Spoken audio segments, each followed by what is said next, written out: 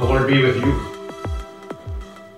Well, this pandemic has been very disorienting in a lot of ways. It has caused us a lot of grief, a lot of panic and anxiety. It has caused us to question a lot of things and to be concerned or disoriented about a lot of things. And one of those things is church itself.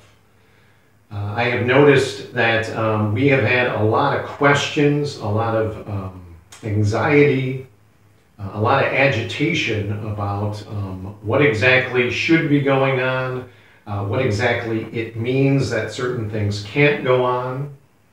And what I have found is in a time of crisis like this, it has caused us to really either surface some of those bad ideas that we have about church, maybe even false ideologies.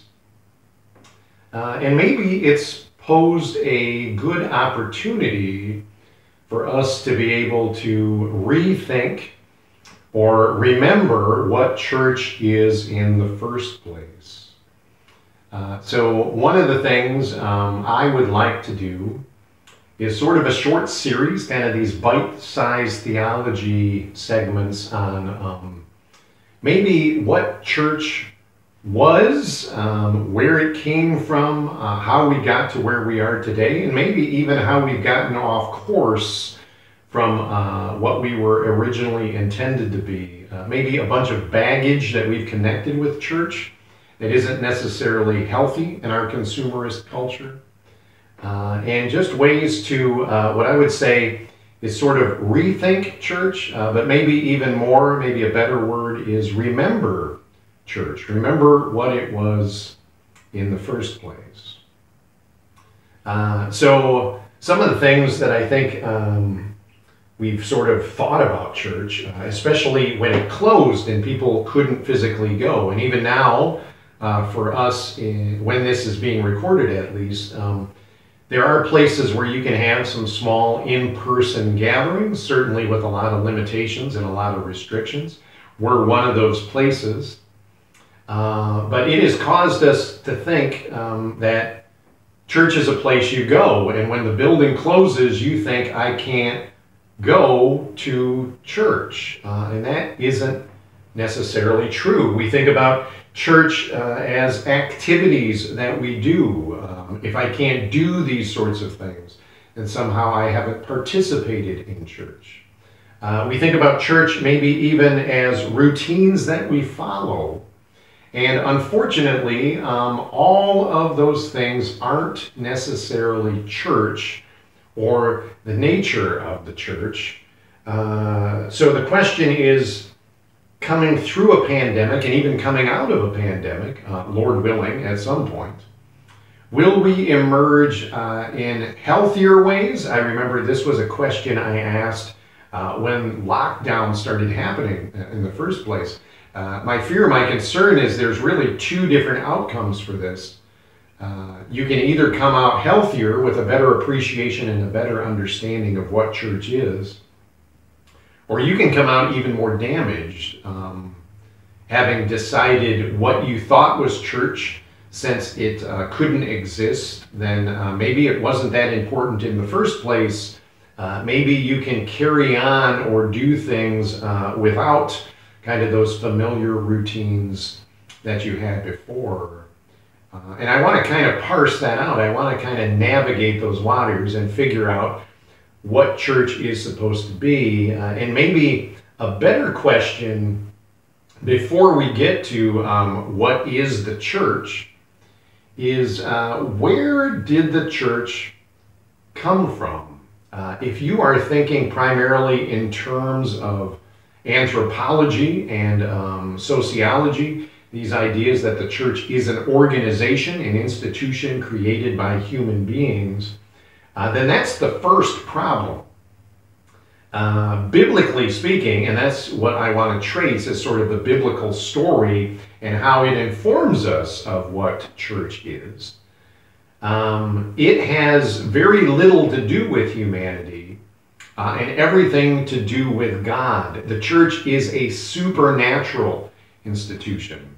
It is something that was put here by God, for God. So the first thing we need to think about when we think about church is, who is the God who called this people into existence?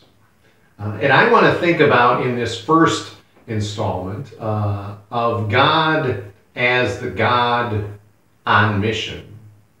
And there's some intentional grammar in there. Not the God of mission, as if he created mission and instituted it into this world, but the God on mission. He's the one who has been, is, and continues to be on mission, and our understanding of mission comes directly from him. So maybe a good starting place is to think of God on mission. And I think we see that all throughout the biblical narrative.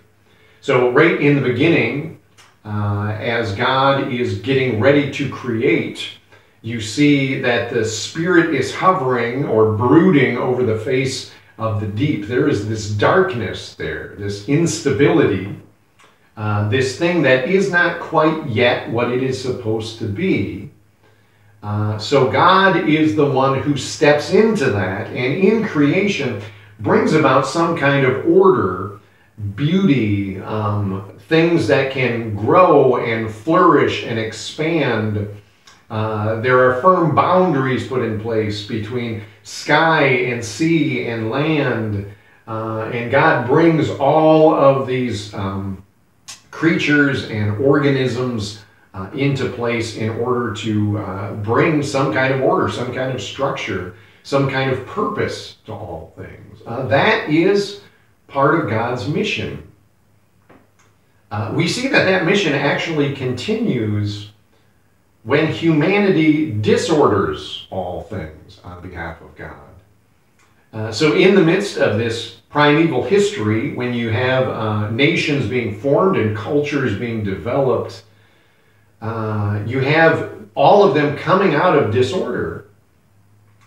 So in order to, again, bring order back, in order to, again, create some kind of people for himself, God takes Abraham and calls him out of this disorder, tells him to go to a land that he will show him, promises that he is going to build Abraham, a single elderly man with no children and no real hope of having children. He's going to take him and create a legacy, create descendants, give him descendants as numerous as the sand on the seashore or the stars in the sky. And from Abraham, all other nations of the world are going to be blessed. So again, God drawing things back into order, back into purpose, back into blessing. As the descendants of Abraham become Israel, the people of God, and they continue to fall short in their covenantal relationship with God, being the people that he had called them out to be, God then sends his own son, Jesus, to be the incarnate one among us. And Jesus' purpose is still part of that same mission, to bring order and purpose to things. Jesus reveals the Father to us in a human, fleshly sort of way. Jesus brings healing to our brokenness and our hurts. Jesus offers himself as sacrifice to atone for or cover over all of the sins and shortcomings and brokenness that we have contributed in this world that God had created, but also that we had contributed in our relationship with God. And then Jesus gets appointed as the heir of all things, as one of our brothers, someone who shared in human flesh. He gets to be the representative ruler on behalf of the Father over this new kingdom, the kingdom of God. So all of these things, kind of through the First Testament and through the New Testament, keep revealing to us again and again and again that God is on mission, that God is not resting until he brings about his purposes of having a people, having a creation that is beautiful and inhabitable, and having servants who are stewards of this creation in ways that reflect him and honor and glorify him in this creation. The problem with the pandemic is it created this idea, didn't create it, I mean the idea has always been there, but it reinforced this idea, even in church thinking, that God is sort of distant and aloof from us. All of these things are sort of going on as if God is too busy or too unconcerned with our own personal lives. And that is not a God on mission. That is not the God of the biblical narrative. And it's good for us to reorient ourselves around that and remember who God is and what God is doing. Is God working in the middle of this pandemic? Absolutely. Is it just to alleviate the pandemic itself, as if God had everything right before, and then this pandemic struck, and now God's only mission or purpose is to fix things that are going on with the pandemic? Absolutely not. The pandemic is going on in the midst of the broader mission of God, which is again to restore order from the chaos, to redeem humanity and make us into a people for himself, and to continue to have this covenantal relationship with us. So it's good for us to put the pandemic in perspective of God's greater mission. Again, the phrase in Latin is missio Dei, mission of God or sending of God.